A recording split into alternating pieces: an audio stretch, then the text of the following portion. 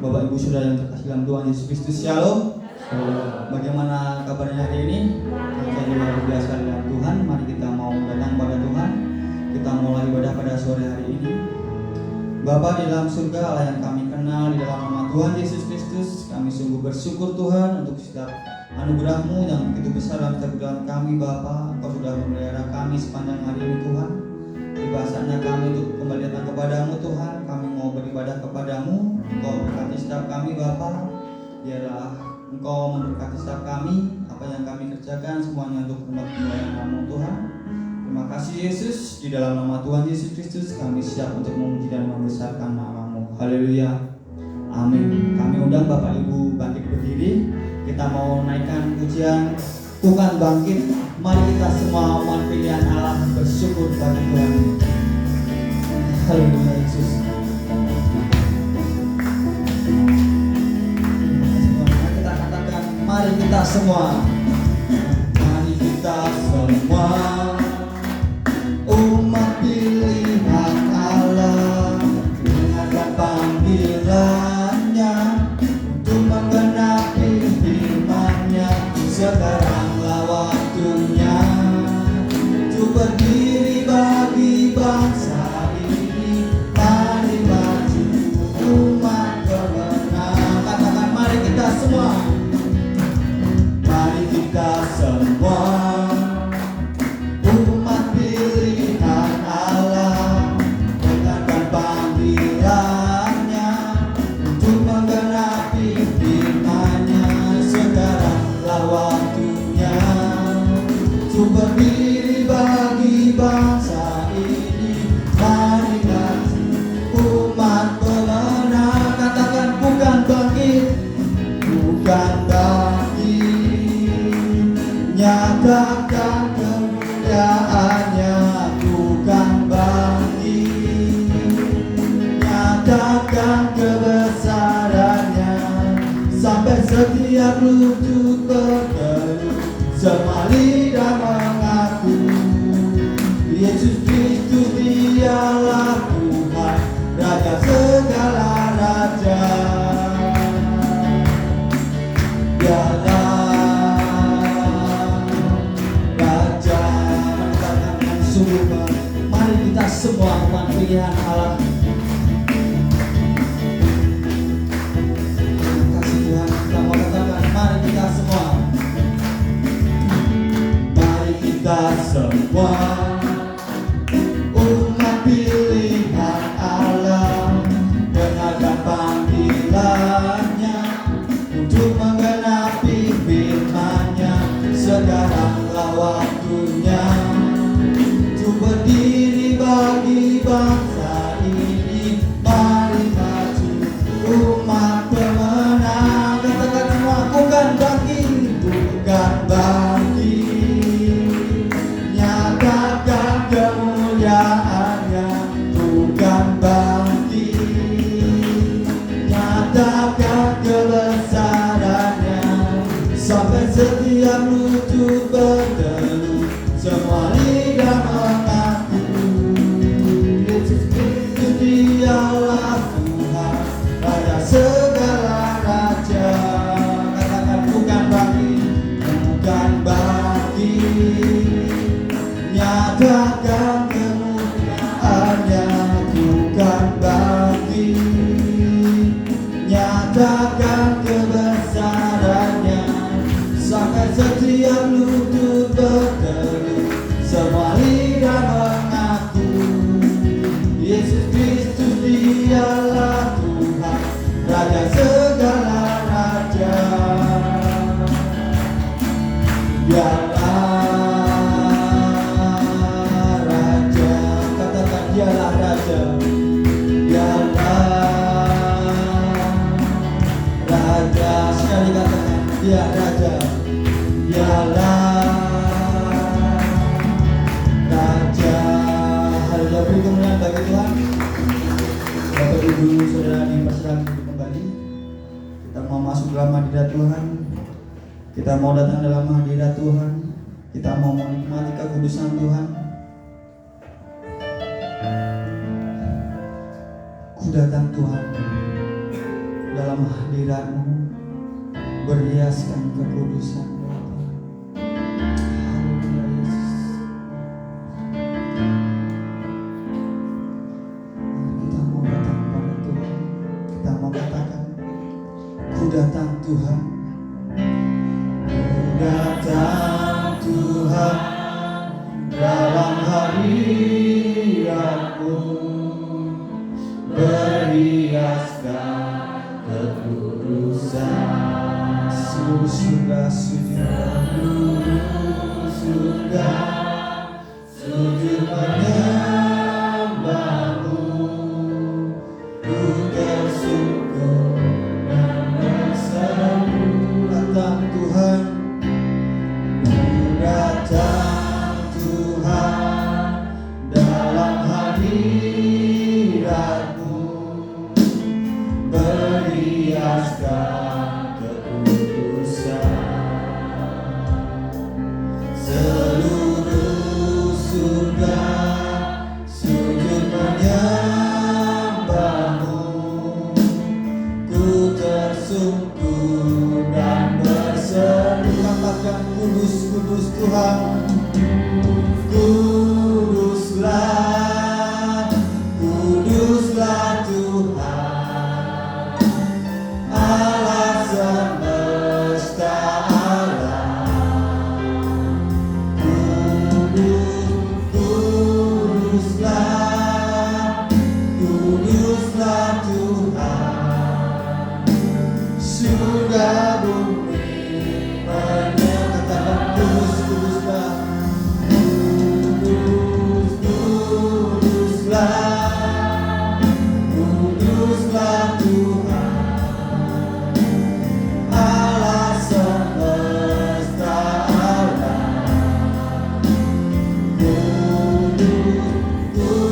Kuduslah, kuduslah Tuhan, surga bumi menyembah. Mari kita mengatakan dengan sungguh, ku datang Tuhan. Ku datang Tuhan. Ya Tuhan, kami datang hari Bapa, berhiaskan kekudusan-Mu Tuhan. Ya Yesus. Seluruh surga sujud menyembah-Mu. Ku tersungkur dan berseru, katakan, kudus Kau Tuhan. Kuduslah Kau Tuhan, kudus Tuhan. Allah semesta alam. Kudus, kuduslah, kuduslah Tuhan, surga bumi menyembah. Kami dan Bapak Ibu, kita merasakan kekudusan Tuhan. Ya Yesus, inilah Bapa kami, Bapa. Engkau Allah yang kudus, Allah semesta alam. Kudus, kuduslah, kuduslah Tuhan, surga bumi menyembah. Kudus, kuduslah, kuduslah Tuhan, alam semesta alam. Kudus, kuduslah, kuduslah Tuhan, surga bumi menyembah. Kudus Engkau Tuhan. Kuduslah, kuduslah Tuhan, Allah semesta alam. Kudus, kuduslah, kuduslah Tuhan, surga bumi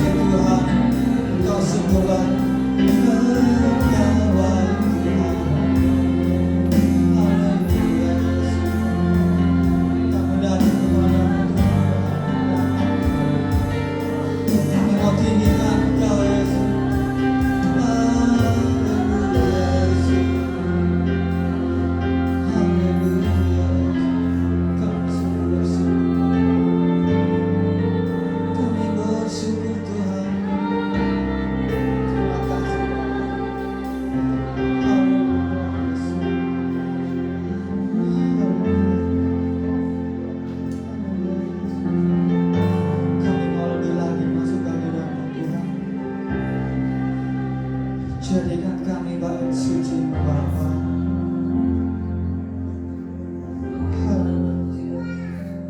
Kau telah memilih kami Bapa. Jadikan kami sebuah doa Tuhan bagi keselamatan bangsa kami.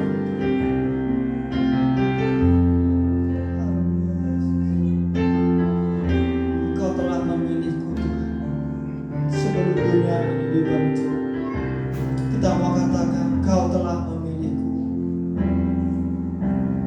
Kau telah memilihku sebelum dunia dibentuk. Betapa aku bersyukur padamu ya Tuhan.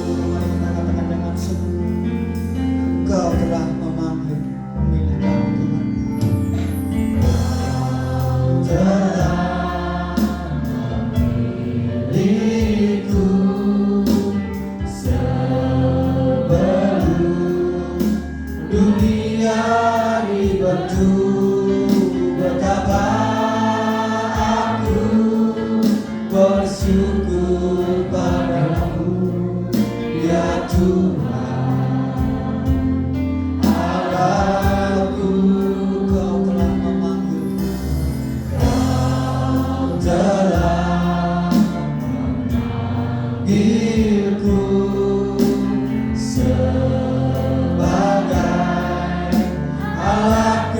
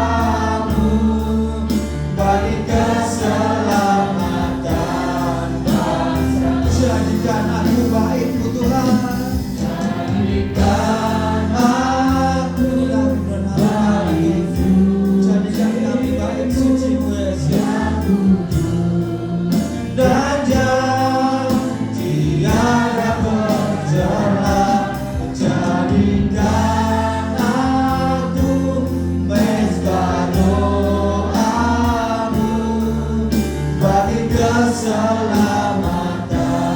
Saudara katakan, jadikan aku baik sisimu, waktu selanjutnya keselamatan.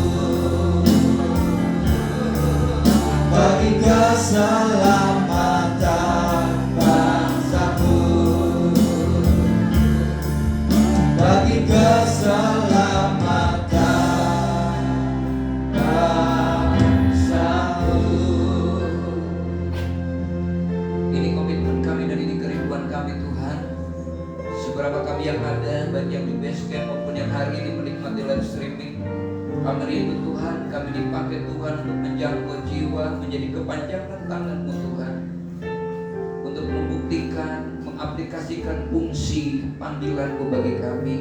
Terima kasih Tuhan, terimalah pujian kami, ucapan syukur kami ini Tuhan, menjadi persembahan yang indah di hadapan Allah. Kami mau belajar firman-Mu, urapi kami, beri kami hati yang siap ditaburi benih firman Allah, sehingga kami bukan hanya mendengar, tapi kami benar-benar melakukan dan kami menikmati buah dari firman-Mu dalam nama Yesus. Haleluya. Amin. Puji Tuhan, silakan duduk. Lagi shalom. Ya, lagi shalom. Baik, puji Tuhan, saya kasih dalam Tuhan. Hari ini kita akan masuk di seri yang kedua tentang tema apakah gereja itu. Minggu yang lalu kita sudah mengetahui bahwa gereja itu bukan gedung, gereja itu bukan pernak-pernik dari sebuah bangunan, karena itu adalah bangunan gereja. Gereja itu jemaat. Minggu yang lalu kita sudah belajar gereja itu adalah jemaat, yaitu persekutuan orang-orang percaya kepada Yesus, baik yang ada dalam satu tempat maupun yang ada di seluruh dunia. Gereja secara universal adalah setiap orang yang menerima Yesus sebagai Tuhan dan Juru Selamat pribadi. Berasal dari kata eklesia, artinya orang-orang yang dipanggil keluar, orang-orang yang dipilih Tuhan, dipanggil Tuhan dari gelap kepada terangnya yang ajaib dan untuk menjadi terang. Itulah makanya Tuhan berkata, setelah kita menerima Yesus, Tuhan menyebutnya, kamu adalah terang dunia dan kamu adalah garam dunia. Nah, saudara yang dikasihi di dalam Tuhan Yesus Kristus, kita belajar berikutnya adalah bahwa ternyata untuk memahami tujuan panggilannya, gak jalan ya. Untuk memahami tujuan panggilannya, maka gereja harus menyadari posisinya di hadapan Tuhan. Seperti apa gereja itu di hadapan Tuhan? Minggu yang lalu kita sudah belajar. Yang pertama, kita harus menyadari bahwa kita ini adalah orang-orang pilihan Tuhan. Semua orang yang percaya kepada Tuhan, kita harus bangga. Dari sekian banyak orang, kitalah yang dipilih oleh Tuhan, kitalah yang dipanggil oleh Tuhan. Tuhan tentu ketika memanggil dan memilih kita punya satu tujuan khusus. Tujuannya apa? Supaya hidup kita menjadi teladan bagi orang lain, supaya hidup kita menjadi contoh. Dengan istilah firman Tuhan, menjadi surat pujian, sehingga hidup kita menjadi orang-orang yang bersaksi kepada orang lain dan menceritakan sebagai kesaksian kita. Kita menyebutnya dengan kata kesaksian itu adalah bahwa kita belajar untuk dalam kesaksian apa saja, bukan hanya dari cara hidup kita, tetapi bagaimana kita menyikapi keadaan yang ada di sekeliling kita, menunjukkan bahwa kita ini adalah orang-orang yang berpengharapan. Nah, saudara perhatikan di sini, hari ini secara khusus kita akan belajar dari 1 Petrus pasal yang kedua, ayat yang ke-9. Mari kita akan baca firman-Nya. 2-3. Tetapi kamulah bangsa yang terpilih, imamat yang rajani, bangsa yang kudus, umat kepunyaan Allah sendiri, supaya kamu memberitakan perbuatan-perbuatan yang besar dari Dia yang telah memanggil kamu keluar dari kegelapan kepada terangnya yang ajaib. Saudara perhatikan di sini, Tuhan kembali menjelaskan bahwa kita ini umat kepunyaan Allah, bangsa yang terpilih kata Tuhan. Tetapi bangsa yang terpilih, yang dipilih Tuhan ini punya tujuan. Tujuannya apa? Supaya kamu memberitakan perbuatan-perbuatan yang besar dari Dia. Apa yang terkandung dari supaya kamu memberitakan perbuatan yang besar dari Tuhan itu? Tuhan ingin kita ini punya pengalaman pribadi dengan Tuhan. Bagaimana mungkin mau menceritakan perbuatan yang besar kalau kita tidak punya pengalaman pribadi? Bagaimana mungkin mau menceritakan kebaikan Tuhan kalau kita tidak punya pengalaman dengan Tuhan? Coba kita merenungkan sampai hari ini, ada tidak pengalaman pribadi yang bisa kita ceritakan kepada orang lain? Tentang kabar sukacita, tentang kebaikan Tuhan yang ada di dalam hidup kita. Bukan hanya sekedar mengeluh terus, bukan hanya sekedar tentang persoalan terus yang diceritakan, tapi bagaimana lewat persoalan itu, karena sesungguhnya di seluruh dunia selama orang itu hidup dan normal, tidak ada orang yang tidak punya masalah dalam hidupnya. Tidak ada. Semua punya persoalan, dari mulai anak-anak kecil sampai orang tua, sampai yang hendak menghadap Tuhan, dia pasti punya persoalan. Saudara perhatikan di sini, tapi Tuhan katakan supaya kita dipanggil untuk apa? Supaya kita memberitakan. Nah, kalau kita tidak punya pengalaman pribadi, apa yang mau kita beritakan? Apa yang mau kita ceritakan? Tapi Tuhan mau sebagai bangsa yang terpilih, umat kepunyaan Allah itu, ada cerita yang bisa kita ceritakan tentang kebesaran Tuhan, tentang penyertaan Tuhan, tentang pemeliharaan Tuhan, tentang kebaikan Tuhan kepada orang-orang lain. Saya rindu kita tidak hanya sekedar menjadi gereja-gereja yang hanya sekedar ada. Hari ini kita akan belajar beberapa tipe gereja. Saudara, mungkin ini agak sedikit keras, tapi mari kita merenungkan supaya di akhir zaman ini kita jangan seperti apa yang dikatakan Tuhan, bahwa mereka beribadah tetapi mereka tidak menikmati kuasa dari ibadah itu. Yang pertama, gereja apa di situ? Gereja apa? Gereja kapal pesiar. Gereja itu kan jemaat, orang percaya. Yang disebut dengan gereja kapal pesiar, orang jemaat kelompok kapal pesiar ini adalah jemaat yang hidupnya dalam pelayanannya, dalam bergerejanya, dalam kerinduan pengiringan kepada Tuhannya tanpa komitmen sama sekali.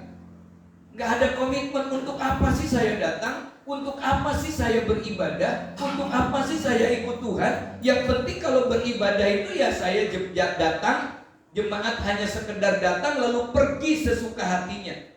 Jadi kalau datang beribadah, yang penting saya kumpul supaya orang bisa melihat bahwa saya hadir, tapi nggak bisa menikmati. Dan kalaupun pergi sebenarnya nggak ada persoalan, dia pergi kemana-mana nggak ada masalah. Ini persis kayak lagu dunia mengatakan kau datang dan pergi sesuka hatimu. Saudara perhatikan, nggak ada perasaan, saya ingin bertumbuh. Padahal kata firman Tuhan mengatakan bahwa pohon yang ditanam itu harusnya bertumbuh. Benih yang ditanam di pelataran atau di bait Allah akan tumbuh di pelatarannya. Saudara perhatikan, kita apa yang kita dapatkan. Yang kedua, gereja apa? Gereja kapal selam. Gereja kapal selam ini adalah jemaat yang menyelam begitu dalam. Memang namanya menyelam pasti lama. Dalam lagi, mengikuti perkembangan zaman. Jemaat-jemaat yang mengikuti perkembangan zaman memiliki fasilitas gereja yang senang banget betah di satu gereja. Karena di gerejanya, saya kalau di gereja itu rasanya tidak mau pulang loh Pak, betah banget. Kenapa? Sebab di gerejanya ada pusat perbelanjaannya, ada kantinnya, ada kafenya, ada tempat penitipan anak. Jadi full day schoolnya di situ, ada di sana. Gereja nyaman banget. Belum lagi ruangannya ber-AC, aman di situ Pak. Musiknya keren banget, alat musiknya bisa dihitung untuk sekian puluh bangunan gereja dibangun. Sehingga katakan, aduh kalau udah ke situ betah banget Pak. Luar biasa nyamannya. Ini gereja keren ya, tetapi tidak pernah mengenal hati Tuhan. tidak pernah mengenal kehendak Tuhan, bahwa kita dipanggil itu bukan hanya untuk betah di situ, tapi untuk melihat ke depan, ya kan? Melihat ke mana, ke seluruh dunia ada ladang yang sudah menguning, kata firman Tuhan. Tuaian begitu banyak. Nah, Tuhan ingin kita ini gak hanya di gereja kapal selam yang senang aja di situ. Wahnya luar biasa. Kebanggaannya bukan kepada Tuhan, sang pemilik gereja, sang kepala gereja, tetapi lebih kepada bangunan gereja, aksesoris gereja, pernak-pernik gereja, dan dia punya kebanggaan khusus, saudara. Saudara, ini yang menjadi berbahaya. Bahkan sekarang sudah mengidolakan yang namanya juga bukan Tuhannya, tetapi hamba Tuhannya orang-orangnya. Ini kita mau belajar di sini, melihat dunia tetapi tidak punya inisiatif untuk menyalakan terang Kristus di dalam hidupnya. Yang penting saya sajalah, orang lain mau selamat atau tidak kan urusan dia. Saudara, tidak ada inisiatif untuk memberitahukan, tidak ada inisiatif untuk menyelamatkan, tidak punya kerinduan sama sekali. Seperti orang yang di rumahnya gelap gulita, tidak ada listrik. Kalau ditanya punya lampu emergency nggak? Punya 2 saya. Lah kok nggak dinyalakan? Nggak disetrum, lupa. Baterai ada nggak? Ada baterai juga, tapi nggak ada isinya juga. Lalu handphone nggak tahu caranya bagaimana untuk terangnya. Saudara perhatikan, kita punya fasilitas, tetapi kita nggak bisa menggunakannya. Tuhan menyebutkan kita ini adalah bait Allah, di mana roh Allah diam di dalam hidup kita, dan roh yang ada dalam hidup kita ini lebih besar kuasanya daripada roh yang ada di dalam dunia ini. Kita punya potensi untuk mengembangkan, kita punya potensi untuk kemudian menjadi alatnya Tuhan, menjadi terang Tuhan, menjadi terang dan menjadi garam. Tetapi seringkali kita terbuai. Kenapa? Sudah nyaman, sudah aman, sehingga tidak perlu lagi. Toh dia mau selamat-selamat, apalagi kebetulan orang itu mungkin menjengkelkan kita. Yang berikutnya adalah gereja seperti apa? Saudara perhatikan, yang ketiga adalah seperti restoran terapung. Nah, gereja yang seperti restoran terapung ini adalah gereja yang berapa? Memiliki rohani gemuk, makan terus. Orang biasanya kalau habis makan dan kebanyakan makan terus ngapain? Ngantuk kan? Apalagi sudah bunyi gitu ya, terus ngantuk ya. Makanya obat ngantuk itu tidur kan ya. Habis makan nyenyak, habis makan kenyang banget, itu mau gerak males. Ini jemaat yang puas banget terhadap pengajaran firman-Nya. Wah Pak, luar biasa, firman-Nya baik sekali Pak, firman-Nya hebat, dan saya suka terhadap firman itu. Tiap hari dengar firman terus. Akhirnya kekenyangan, tidak bisa bergerak, ngantuk rohaninya. Ngantuk, dia lupa ada panggilan, ada tugas yang Allah berikan kepada kita untuk panggilan hidup kita. Sehingga dia kebanyakan makan firman, lupa mempraktekkan firman itu di dalam kehidupannya. Padahal Tuhan menyebutkan bukan banyaknya firman yang kita makan, tetapi harus seimbang dengan firman yang bisa kita lakukan. Makanya banyak pengkhotbah-pengkhotbah atau gereja-gereja setelah ayat firman Tuhan dibacakan, pasti dia akan berkata, berbahagialah orang yang mendengar dan melakukan firman Tuhan. Jangan cuma mendengar. Ini adalah model jemaat restoran terapung. Tidak ada kerinduan menyelamatkan jiwa. Yang penting saya dengar firman, sehingga kalau cerita kepada tetangganya, kepada jemaat yang lain, wah saya ini betul-betul haus firman loh Pak. Sehari bisa 10 kali saya dengar khotbah. Keren banget, keren nggak kalau sehari 10 kali dengar khotbah? Keren, saudara. Ya, saya baca Alkitab itu, wah saya makan itu di firman Tuhan. Makan terus, kelahap Pak. Jangan-jangan kelahapan kemudian lupa apa yang harus dikerjakannya. Yang keempat, gereja apa? Kapal perang. Ya. Ini model jemaat, model gereja yang seperti ini adalah orang yang semangat banget dalam urusan melawan kuasa kegelapan. Senangnya tengking sana, tengking sini gitu. Di jemaat belum ibadah semuanya ditengking. Dalam nama Yesus, iblis akan mengganggu, keluar, padahal iblisnya belum masuk. Ya, begitu puji-pujian meriah, begitu firman Tuhan, ngantuk. Siapa yang bikin ngantuk gitu? Kita, jangan nyalakan iblis. Ya kitanya yang memberi peluang, iblisnya nyanyi keliling. Kata Tuhan, tidak tahukah kamu bahwa iblis berjalan keliling, ya begitu rinten kelihatan sedikit ngantuk ditiupin terus, budina bu, dia nggak terasa udah nyanyi. Saudara perhatikan ini kali gini, gereja yang namanya tengking menengking di mana-mana, pandai pemetaan rohani. Wah di sana ada rohnya, di sini ada ininya. Saudara perhatikan, ini adalah hebat memang. Dia hebat dalam praktek doa profetik bagus dan juga berpuasa. Apakah salah? Tidak.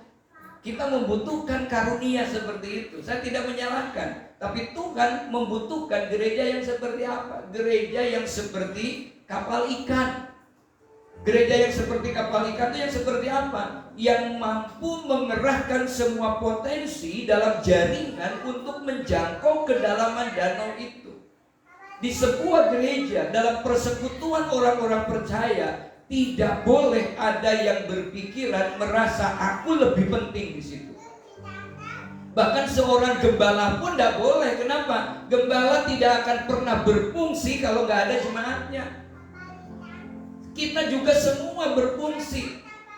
Kita semua penting. Ada yang mungkin bisa berdoa, ada yang mungkin bisa berjalan menjenguk, ada yang mungkin kita bisa memberi sesuatu. Semua kita penting dalam satu bangunan yang namanya gereja, yang namanya persekutuan orang percaya. Yesus menyebutnya kita ini tubuh Kristus dan Yesus adalah kepalanya. Bahkan menyebutkan tubuh yang menurut manusia itu paling lemah, paling hina, kadang-kadang itu justru yang paling dilindunginya. Mata ini paling lemah, perlindungannya banyak. Saudara, ada rambut, ada alis, ada bulu mata, ada yang bisa berkedip secara otomatis untuk melindungi mata yang lemah. Bahkan di dalamnya juga ada air mata. Saudara perhatikan, kita butuh dan semuanya kita penting. Nah inilah saudara, jadi perhatikan ketika gereja yang seperti kapal ikan ini adalah menerima semua orang tanpa penghakiman. Tidak ada bisa menghakimi orang lain satu dengan yang lain, merasa diri paling benar, paling hebat, tanpa tuduhan-tuduhan. Ketika orang mungkin Dennis tiba-tiba diam, waduh Dennis ini lagi jutek ini. Padahal mungkin sedang ada sesuatu, diam itu bisa saja sedang sariawan, gitu kan? Diam, ya. Wah yang satu kok begini ya, kok begitu. Kadang orang kan prasangka. Semakin kita berprasangka, kita akan semakin menjadi hakim. Semakin kita menjadi hakim, kita akan merasa kitalah yang paling benar di dalam hidup ini. Di gereja tidak ada seharusnya yang lemah ditopang oleh yang kuat, mestinya begitu. Kenapa? Karena tubuh ini juga sama. Saudara perhatikan, ada jari yang selalu dipakai cincin, itu adalah jari manis. Ini yang paling manis berarti cincin. Pernikahan pun di jari manis. Padahal kalau kita menyadari jari manis yang disebut manis ini adalah jari yang paling lemah gerakannya di antara 5 jari yang lain. Yang lain bisa bergerak. Ibu jari ini seperti jomblo, bergerak bebas kemana-mana. Yang lainnya sama. Yang ini gak bisa sendiri. Ini bisa berdiri, tapi jari manis gak bisa. Kenapa? Karena dia memang lemah. Tapi Tuhan katakan, kok kalau cincin kok di jari manis ya? Jarang orang pernikahan belum pernah ada, dan saya juga belum pernah melakukannya kalau ada pernikahan di jari jempol. Kan tidak ada. Saudara perhatikan di sini, ini kapal selam atau kapal ikan. Dan juga tidak fokus kepada income gereja. Semuanya ribut tentang kas saja. Ayo tambah kas. Nanti begitu bubar rebutan, ribut, pecah lagi gitu ya. Pecah lagi. Hanya masalah begitu. Saudara dikasih berukur, kita punya aset, tapi kita udah milik jemaat, bukan milik gereja, milik jemaat semua. Saudara perhatikan yang berikutnya, fokus pada bagaimana agar kerajaan Allah itu makin meluas. Ya, saudara perhatikan di sini, kita fokus kepada mandat dari Tuhan bahwa kita punya satu tujuan dipanggil itu supaya menjadi kepanjangan tangan Tuhan. Untuk menjangkau. Ada seorang yang hanya bilang semua baik, dan semua baik, semua yang terbaik itu saja dipakai Tuhan. Cara dipakai Tuhan untuk menolong orang. Saudara meyakini bahwa mereka itu adalah duta-duta Kristus, rasul-rasul Allah di dunia. Ini yang Allah inginkan di dalam kehidupan kita. Gereja, kapal selam. Nah, gereja yang seperti ini seharusnya kita menjadi surat pujian, sehingga membuat orang melihat ada perbedaan antara orang yang berkenan kepada Tuhan, antara orang yang setia kepada Tuhan dengan yang tidak setia kepada Allah. Berubahlah oleh pembaharuan budimu, sehingga kita tahu membedakan mana yang baik, yang benar, yang kudus, dan yang hidup, atau yang berkenan kepada Allah. Nah, kapal ikan selalu bekerja dengan orang lain. Teman-teman sepelayanan itu bukan kompetitor, tapi itu adalah kawan sekerja. Sebagaimana Petrus dan teman-temannya, waktu banyaknya tangkapan, firman Tuhan menyebutkan mereka meminta nelayan yang lain untuk membantunya. Dan kalau kita melihat di pelabuhan-pelabuhan perikanan, ternyata mereka yang duduk-duduk di pinggir pantai itu bukan penganggur.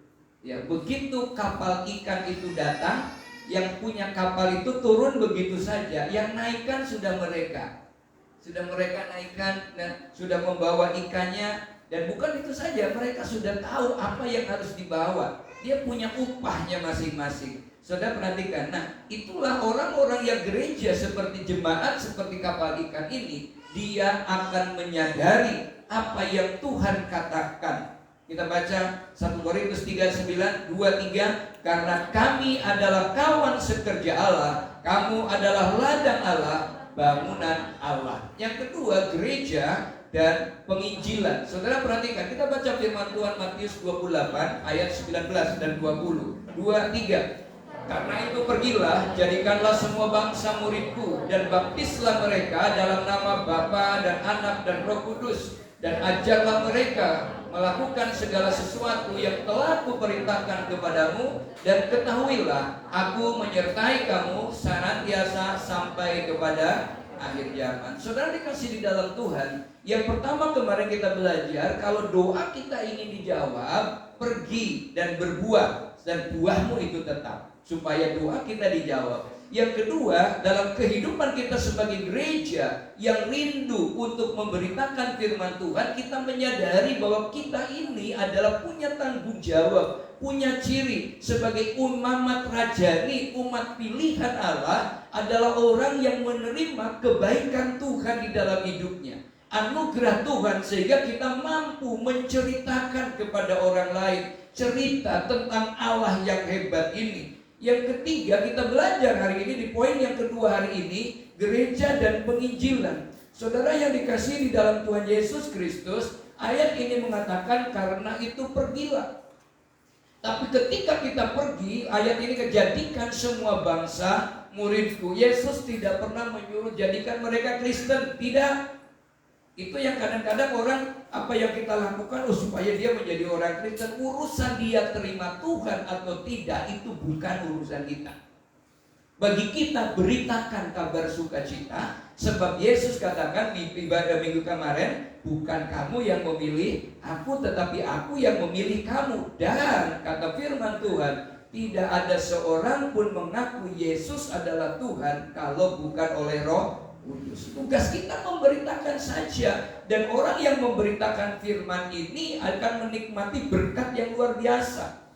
Ayat yang terakhir, kalimat terakhir dari Injil Matius itu adalah, dan ketahuilah aku menyertai kamu senantiasa sampai kepada akhir zaman. Semua orang ingin disertai. Jangan hanya sekedar ayat 20 yang dihafalkan. Penyertaanmu sempurna, rancanganmu penuh damai, aman dan sejahtera walau di tengah badai. Ingin ku selalu bersama, rasakan keindahan arti kehadiranmu Tuhan. Saudara ingin disertai Tuhan, ingin menikmati penyertaan Tuhan yang sempurna. Tapi syaratnya, kata firman Tuhan yang mendahului ayat 20 ini, kita mau memberitakan kabar baik kepada orang lain. Kita mau menjadi saksi bagi orang-orang lain. Kalau kita ingin menceritakan kemuliaan Tuhan, kalau kita ingin disertai oleh Tuhan, ada enggak kerentek di dalam hati kita? Ada enggak kerinduan di dalam hati kita untuk dipakai Tuhan? Saudara yang dikasih dalam Tuhan, minggu yang lalu kita sudah belajar bahwa kalau ingin doa dijawab, ayo kita belajar pergi dan memberitakan. Tapi hari ini kata Tuhan, pergi memberitakan Injil serta menjadi mentor bagi yang membutuhkan supaya kita disertai oleh Tuhan. Apanya disertai? Semua kehidupan kita. Kalau Allah menyertai, penyertaannya itu sempurna. Saudara perhatikan di sini, menjadi penginjil. Menjadi penginjil itu bukan membawa Alkitab kemana-mana. Bahasa Inggrisnya evangelism, bahasa Yunaninya evangelion, ya evangelion, evangelion ya. Artinya apa? Memberitakan kabar baik. Memberitakan kabar baik itu apa? Bukan hanya kemana-mana pakai ayat Alkitab saja, tidak. Kabar baik, berita yang Tuhan berikan kepada kita, cerita tentang kebaikan Tuhan, cerita tentang penyertaan Tuhan, kita beritakan. Dari siapa? Cerita yang lebih hebat lagi adalah cerita bahwa orang berdosa bisa diselamatkan dan yakin menerima ia masuk surga ketika kita menerima Yesus sebagai Tuhan dan Juru Selamat. Kepada siapa kita memberitakannya? Yang pertama, beritakan itu kepada orang yang menderita sakit. Kepada orang sakit, kata firman Tuhan, bukan hanya sakit secara fisik. Sakit secara fisik ada orang yang menutup pintu, tidak mau dijenguk juga. Dan tidak boleh dijenguk juga. Sebab kadang-kadang orang yang menjenguk begitu sakitnya sudah terminal, sudah agak sedikit parah, selesai menjenguk mendoakan amin, begitu pulang ngomong sambil pulang, biasanya yang sakit kayak gini, sedulurku kemarin mati loh. Yang di dalam kan dengar terus stres malah. Saudara perhatikan, kita belajar memberitakan kabar baik. Masih ada harapan. Kita tidak mungkin pulang ke rumah Bapak kalau rumah kita belum jadi. Tidak ada yang obat penyakit. Kalau Allah izinkan ada penyakit, pasti ada obatnya. Dulu sebelum ada tante corona beredar di seluruh dunia, menghambat kemana-mana, nggak ada virus anti corona, nggak ada vaksin, Sinovac, vaksin apa lagi, Astra, ada lagi sekarang banyak, ada 2 lagi, nggak ada model vaksin dulu. Vaksinnya dulu campak, cacar dan sebagainya, polio gitu kan. Ya, saudara perhatikan sekarang ada yang baru. Kenapa? Karena ketika ada sesuatu Tuhan izinkan, itu orang mulai berpikir. Itulah makanya Tuhan juga pilih kecerdasan untuk menanggulanginya. Itu berarti Allah lebih besar dari segala persoalan hidup kita. Nah yang berikutnya, siapa lagi? Orang yang kehausan, orang yang kelaparan, itu yang harus ditolong. Haus akan minuman dan lapar akan makanan. Makanan apa? Makanan dalam kehidupannya. Kadang orang mengalami kegersangan di dalam hidupnya. Ya seperti perempuan yang datang ke sumur di orang Samaria, Yesus langsung tegak lurus ke sana. Biasanya dia belok lewat Moab, tapi hari itu dia langsung lewat Samaria. Supaya apa? Dia bertemu dengan seorang perempuan yang sebenarnya dia itu haus hidup benar, tetapi tetangganya selalu menganggap, mengecap dia jelek. Dia tidak berani tampil. Tapi waktu dia bertemu dengan Yesus, dia berubah kehidupannya. Dia tidak meminta maaf kepada tetangganya, tapi dia tunjukkan pertobatannya itu dengan perubahan hidup. Dia berani tampil di tengah-tengah mereka. Saya sudah bertemu dengan Tuhan. Dan dia ceritakan semuanya. Akhirnya orang bilang, aku percaya kepada Yesus, tapi bukan hanya karena engkau, tetapi karena aku sudah melihat sendiri. Sudah perhatikan, dia hanya menjadi jembatan. Yang menjadi jembatan orang kampung terima Tuhan itu bukan karena orang baik-baik loh, tetapi orang yang tidak baik kemudian berubah dan membuat orang bisa percaya. Kenapa? Siapa yang mengubah hidupnya? Yesus yang mengubah kehidupannya. Yang terakhir adalah orang yang sedang tersesat, orang yang bingung menentukan pilihan, petunjuk jalan dan melesehat merupakan kabar baik bagi mereka. Jadi kalau ada orang yang punya masalah, jangan kita datang justru tambah masalah. Ya, ada orang sedang bergumul, stres hidupnya, kenapa ada perpilihan, persoalan yang harus dihadapi, malah rasa bergerak, mati ya mati saja, malah tambah stres. Didorong, ya. Kalau nggak bisa didorong ya ditarik, gitu ya. Kalau nggak bisa ya dicelungup kayak. Kadang-kadang saya nulisnya statusnya kan lucu, kadang-kadang aneh gitu. Kalau masalah itu segera diutarakan sebelum dia lari ke selatan. Saudara perhatikan, yang berikutnya kebutuhan manusia di dalam dunia ini, perhatikan, bersifat jasmani dan sementara. Tapi keselamatan hidup yang kekal, hidup abadi itu adalah kebutuhan utama. Makanya Yesus menyebutnya apa? Kita harus menjadi garam, kita harus menjadi terang. Tidak peduli apa yang mau digarami, garam tidak pernah pilih. Ya, tadi saya masak Indomie, ya Indomie butuh asin juga, tapi ternyata Indomie goreng sudah nggak perlu pakai asin lagi, ada asinnya. Ternyata garam juga pakai untuk di situ juga. Sudah dikasih dalam Tuhan, tidak pilih. Garam tidak pernah pilih-pilih masakan apa, sayuran apa. Demi dia dimasukkan, dipanaskan, dia akan melarut di situ. Kita kadang-kadang yang suka pilih-pilih. Yang berikutnya menjadi terang. Kemarin kita sudah belajar, orang benar, orang yang baik, tidurnya siang hari sampai siang pun dia tetap bangun pagi. Dia tetap terbit pagi hari, tidak pernah nunggu.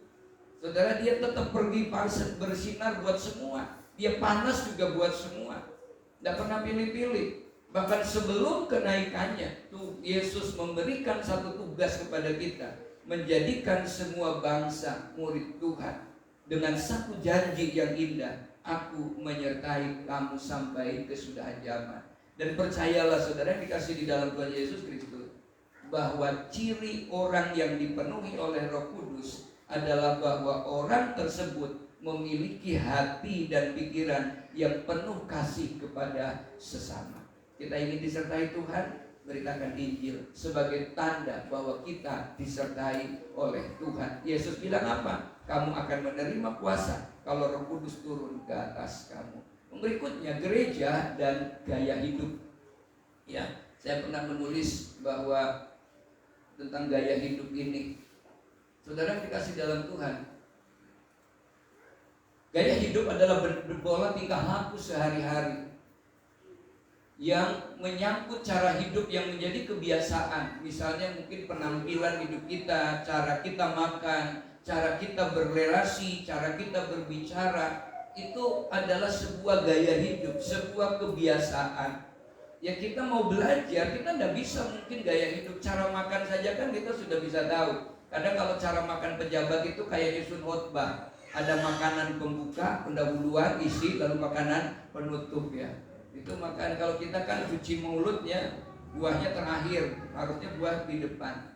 Saudara perhatikan, walaupun ada istilah tekanan dan gaya berbanding lurus dalam teori kimia ya, ketika orang banyak gaya, banyak tekanan, mungkin karena hidupnya banyak gaya. Nah tentu bagi kita, hidup yang dimaksud yang seperti Tuhan mau, hidup yang seperti apa kata Tuhan, adalah hidup yang menyadari bahwa dirinya disertai Tuhan. Coba kita baca ayatnya, 1 Yohanes 2 ayat yang ke-6, 2-3. Barang siapa mengatakan bahwa ia ada di dalam dia, ia wajib hidup sama seperti Kristus hidup. Ketika kita mau perjamuan kudus, kita selalu mengungkapkan kalau Yesus tinggal di dalam aku dan firmanku tinggal di dalam kamu, kata Tuhan. Kalau mau tinggal di dalam aku dan firmanku tinggal dalam kamu, minta apa saja yang kamu kehendaki. Tapi ada ciri orang yang disertai Tuhan. Barang siapa mengaku bahwa ia tinggal di dalam Tuhan, ia wajib hidup sama seperti Kristus hidup.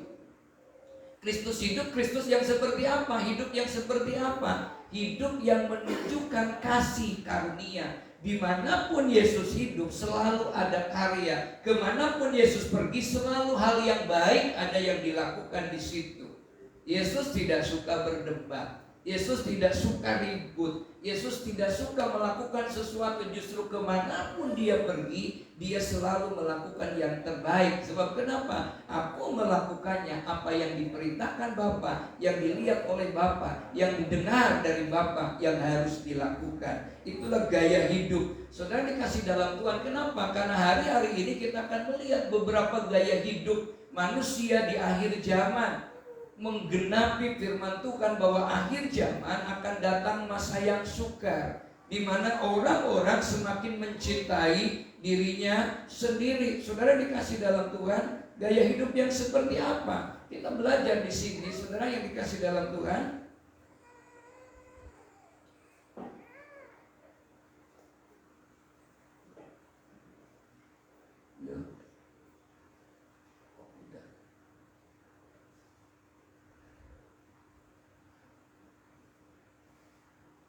Ketika dunia menawarkan gaya hidup postmodern, saudara, gaya hidup postmodern yang seringkali bertentangan dengan firman Tuhan. Coba kita baca ayatnya dari 1 Yohanes 5 ayat 19 dan 20, 23. Kita tahu bahwa kita berasal dari Allah dan seluruh dunia berada di bawah kuasa si jahat. Akan tetapi kita tahu bahwa anak Allah telah datang dan telah mengaruniakan pengertian kepada kita supaya kita mengenal yang benar dan kita ada di dalam yang benar. Dan di dalam anaknya Yesus Kristus, Dia adalah Allah yang benar dan hidup yang kekal. Tuhan katakan kalau kita ada di dalam Tuhan, kita akan punya pengertian bahwa dunia di akhir zaman dipengaruhi oleh hedonisme. Ya saudara, dikasih dalam dipengaruhi oleh gaya hidup postmodern ini. Ya saudara, mari kita melihat gaya hidup yang ditawarkan postmodern ini. Yang pertama, pengaruh liberalisme. Ini hilang satu slide ya. Pengaruh liberalisme. Saudara perhatikan, apa pengaruh liberalisme? Di mana banyak orang yang sangat menekankan kebebasan yang sebebas-bebasnya. Hari ini kita ditawarkan dengan gaya kebebasan orang yang sebebas-bebas dan tidak mau terikat. Generasi Z adalah generasi yang mau bebas. Kadang ke gereja saja sudah gak melihat figur, tapi apa yang bisa dikerjakan, dia ingin melakukan satu kebebasan. Nah, kata Tuhan, kita ini punya pengertian bebas yang seperti apa? Sebab ada aturannya ketika kita mau diberkati oleh Tuhan. Yang kedua, penekanan terhadap relativisme. Apa itu relativisme? Di mana kebenaran mutlak ditiadakan.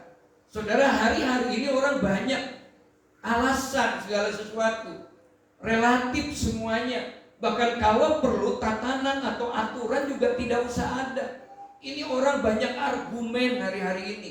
Untuk melakukan sesuatu ada argumen pembenaran. Sehingga kadang-kadang kita akan melihat benar atau salah pun kita susah. Kenapa? Teori relativisme ini sudah ada di dalam setiap kehidupan kita. Saya kalau melihat baca Facebook itu ada orang yang menulis tentang hal iman itu tidak ada yang benar dari pendeta satupun. Saya perhatikan setiap hari komentarnya, tidak pernah benar tentang gereja, tentang hamba Tuhan. Lalu dia menjadi seperti apa? Yang paling benar sendiri seolah-olah. Saudara, tapi sebenarnya kan dalam hidup kita kebenaran mutlak itu hanya ada dari Tuhan. Yang ketiga, penekanannya apa? Humanisme. Nah, humanisme itu apa? Manusia itu adalah segala-galanya. Allah tidak diperlukan lagi. Gaya hidup yang seperti ini tidak lagi peduli terhadap agama dan ketuhanan. Yang Yesus menyebutkannya bahwa mereka beribadah tetapi mereka tidak mengakui kuasa dari ibadah itu. Nah saudara, orang-orang yang seperti ini berbahaya. Gaya hidup yang seperti ini kenapa? Ini dipengaruhi oleh gaya hidup hedonisme. Gaya hidup yang sangat menekankan tentang kesenangan adalah segala sesuatu yang sangat penting. Yang penting happy di sini. Yang penting bahagia. Cari kemana-mana. Padahal kita mau cari kebahagiaan di mana? Ya, udah dari zaman dulu orang sudah mengatakan, kemana kita mau cari damai? Ke gunung tinggi ku cari damai ya. Ke lembah sulam ku turun mencari damai. Tapi gak ketemu katanya. Damai yang sejati ada di mana? Di dalam Tuhan. Nah banyak orang gak sadar, kita cari bahagia kemana-mana. Perhatikan bahwa kesenangan itu menjadi kebahagiaan. Ini gaya hidup hedonisme. Yang kedua adalah gaya hidup materialisme. Yang juga menjadi tekanan. Uang dan kekayaan adalah segala-galanya. Sampai ada katakan yang penting itu uang. Dengan uang kita bisa membeli segala-galanya. Tapi ternyata segalanya itu tidak bisa dibeli dengan uang. Memang uang penting. Kita mau beli permen ya butuh uang. Kita tidak bisa barter dengan yang lain. Tapi kita bukan itu. Sebab kata Tuhan, berkat Tuhanlah yang menjadikan kaya, jerih lelah tidak akan menambahinya. Kita bekerja harus. Iman itu memang ditunjukkan dengan karya. Ketika kita berkata bahwa kalau kita beriman, kita tertunduk, kita mengangguk, dan kita bangkit melakukan iman. Saudara, dan yang terakhir adalah gaya hidup duniawi. Ini menekankan kepada sensualitas, menekankan kepada keterbukaan. Kalau ada orang yang katakan kuno yang begitu, sekarang kan modern, ya. Dulu zaman keren modern itu ketika di depannya berpakaian tertutup, di belakangnya bolong gitu ya. Nah, bayangkan saja kalau yang di depannya tertutup, di belakangnya bolong, duduknya di belakang. Lah yang belakangnya bagaimana kalau penyembahan, kalau begini kan bisa salah. Saudara yang dikasih dalam Tuhan, ini katanya yang mode yang gaya-gaya ini yang kuno. Sekarang kalau yang modern yang seperti ini, bahkan budaya pun mulai dihilangkan. Sampai saya menerima tulisan, dulu budaya mengajarkan engkau untuk mengenal agama, tapi sekarang agamamu menggerogoti budaya sehingga musnahkan budaya yang ada. Padahal di Indonesia itu punya budaya yang lebih hebat, saudara. Keyboard dari luar negeri, gitar bolong dari luar negeri. Indonesia sudah punya alat musik yang dari logam, dari tembaga, yang sudah jauh sebelum itu ada, sudah ada. Saudara punya harmonisasi yang begitu hebat, tapi kadang kan orang nggak bangga.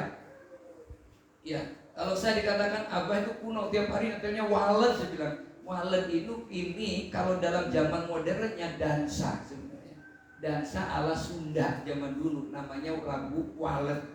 Ya, itu ada gerakannya sendiri, nggak sembarangan ternyata walet itu. Masing-masing daerah kok bisa sama ya? Mereka tidak berguru, mereka tidak pernah kursus walet, tapi mereka bisa nari hal yang sama. Itu berarti memang ada gerakan sudah masyarakat, itu hebat. Di Indonesia kadang kita bangga kalau udah berbau Eropa. Saudara dikasih dalam Tuhan, gaya hidup seperti ini sudah dinubuatkan oleh Tuhan menjelang kedatangan Tuhan. Nah seharusnya kata Tuhan kita punya pengertian. Orang percaya ini memiliki gaya hidup yang dipengaruhi oleh firman, sehingga kita menjadi surat pujian. Dalam Roma pasal 12 ayat 2 bagian A berkata, janganlah kamu serupa dengan dunia ini. Pertanyaan yang sering saya sampaikan adalah, kenapa ikan di laut kok tidak asin? Ya. Kenapa ikan yang di laut tidak asin meskipun air lautnya asin? Karena hidup. Kalau dia mati ya jadi ikan asin, karena hiduplah di tempat yang asin, dia tetap tidak asin. Kita juga sama, dunia boleh berubah seperti apapun, tapi selama kita berpegang kepada firman Tuhan, kita tetap menjadi pembeda. Kita tahu seperti si Kabayan nolong orang yang tenggelam. Semua orang gak ngerti cara menolong itu, 100 orang gagal menolongnya. Tapi begitu si Kabayan teriak, dia langsung berani menyelamatkan. Kenapa? Si Kabayan tahu orang yang ditolong itu pelit dalam hidupnya. Maka ketika semua orang berkata, berikan tanganmu, orang itu gak akan pernah memberi. Sebab gaya hidupnya pelit, gak mau memberi. Tapi begitu Kabayan bilang, ambil tanganku, ya dia langsung cepat ngambil. Itu gaya orang yang pelit. Saudara kasih dalam Tuhan. Nah, bagaimana gaya hidup gereja hari-hari ini? Nah saudara, gaya hidup gereja yang harus muncul hari ini, yang pertama, gaya hidup yang sesuai dengan firman Tuhan. Ketika kita mengasihi Allah, maka ada hukum yang kedua, kasihilah sesamamu manusia seperti dirimu sendiri. Yang kedua, gaya hidup yang mempermuliakan Tuhan.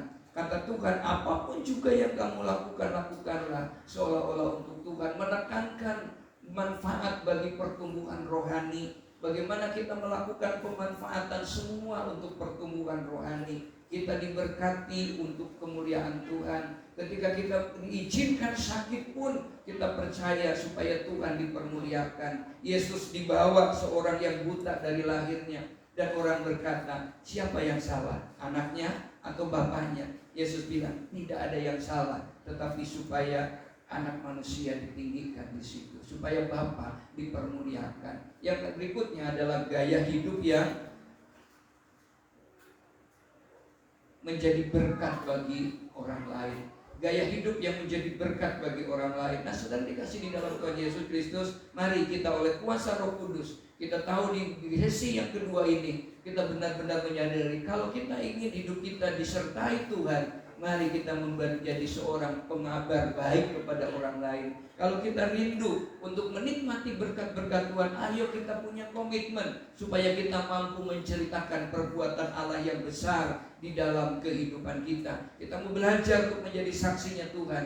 Roh Kudus yang akan memampukan kita memilih dan kemudian menetapkan kita untuk memiliki gaya hidup seperti orang di Antioquia. Mereka disebut Kristen karena gaya hidup mereka adalah seperti Kristus hidup, yang memuliakan Tuhan, yang membangun kerohanian, dan gaya hidup yang menjadi berkat bagi orang lain. Dialah Tuhan dipermuliakan, Tuhan ditinggikan. Dan kalau Yesus ditinggikan, Dia yang akan menarik banyak orang datang kepada Tuhan. Ibu datang, kita bersyukur di hadapan Tuhan. Ini tugas kami, Tuhan. Berikan pada kami hati yang mengasihi jiwa-jiwa yang belum mengenal kasih Bapa. Mereka yang tersesat, mereka yang tersesat, hati kami iba seperti hatimu Yesus. Kita pakai kredit bersama-sama. Berikan pada kami hati yang mengasihi jiwa-jiwa yang belum mengenal kasih Bapa. Mereka yang tersesat, mereka yang tersesat, hati kami hilang seperti hatimu Yesus. Tuhan, ini tugas kami, beri keberanian bagi kami. Taruhlah roh yang rela melayani dan menyenangkan hati Tuhan, itu yang ku ingini. Tuhan, ini tugas kami, beri keberanian bagi kami. Taruhlah roh yang rela melayani dan menyenangkan hati Tuhan, itu yang ku ingini. Saya katakan Tuhan, ini tugas kami. Tuhan, ini doa kami, tugas kami, ini komitmen kami Yesus, dimanapun kami berada. Apapun yang kami kerjakan dan Tuhan percayakan, taruhlah Tuhan, roh yang rela melayani, dan menyenangkan hati Tuhan, itu yang ku ingini.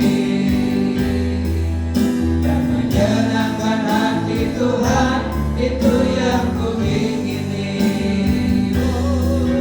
Dan menyenangkan hati Tuhan, itu yang ku ingini. Tuhan, di tengah dunia yang semakin tidak menentu, kami tetap yakin bahwa penyertaan Tuhan itu sempurna. Janji-Mu pasti digenapi di dalam kehidupan kami, Tuhan. Kami sungguh percaya, biarlah hari-hari ini kami memiliki komitmen untuk meninggikan Tuhan di dalam apapun yang Tuhan percayakan. Ketika kami rindu, kami meninggikan Engkau. Dan Tuhan katakan, kalau Yesus ditinggikan, Yesus yang akan menarik banyak orang datang kepada-Mu, Tuhan. Dan kami sungguh percaya ketika kami punya komitmen untuk meninggikan Tuhan, Engkau berkata, kami akan menikmati perkara besar yang Allah jadikan. Ketika kami rindu meninggikan Tuhan dan menceritakan kebaikan Tuhan, Tuhan berkata, aku menyertai engkau sampai kesudahan zaman. Kami bersyukur buat janji-Mu itu, Tuhan. Biarlah kami menjadi pribadi yang menikmati janji itu. Ketika kami juga melakukan apa yang harus kami lakukan sebagai umat pilihan Allah. Ada ciri, ada tanda yang Allah berikan ketika kami dipenuhi oleh Roh Kudus, bahwa kami diberi kuasa untuk menjadi saksi-Mu, Tuhan. Terima kasih, Tuhan. Untuk itu hari ini, Tuhan, hamba berdoa bagi setiap sidang jemaat-Mu. Jadilah Engkau menjadi pusat di dalam kehidupan mereka. Jadilah Engkau menjadi pusat dalam apapun yang mereka kerjakan dan lakukan. Kau memberkati waktu mereka ada di dalam rumah. Kau memberkati waktu mereka di luar rumah. Tutup bungkus mereka dengan kuat kuasa-Mu Tuhan, sehingga mereka benar-benar menjadi bait-Mu yang kudus, sehingga perkara besar dinyatakan di dalam kehidupan umat Allah. Berkati Tuhan seluruh keluarga besar Philadelphia Family. Allah berkati untuk menjadi saksi nama Yesus ditinggikan. Terima kasih Tuhan buat bangsa dan negara kami, buat lingkungan di mana kami berada. Engkau juga memberkatinya. Terima kasih, kami bersyukur kepadamu. Terimalah persembahan kami Tuhan, baik itu kolekte tantangan, persepuluhan, bahkan persembahan khusus buat dana Natal, persembahan khusus buat pembangunan. Allah kembalikan berlipat kali ganda. Terima kasih, kami mengucap syukur kepadamu di dalam nama Yesus. Kami siap untuk menikmati berkat Tuhan. Tuhan memberkati engkau dan melindungi engkau. Tuhan menyinari engkau dengan wajahnya dan memberi engkau kasih karunia. Tuhan menghadapkan wajahnya kepadamu dan memberi engkau damai sejahtera. Mulai sore ini sampai Maranatha, Tuhan Yesus datang yang kedua kali. Yang percaya diberkati Tuhan, sama-sama katakan amin. Tuhan berkati.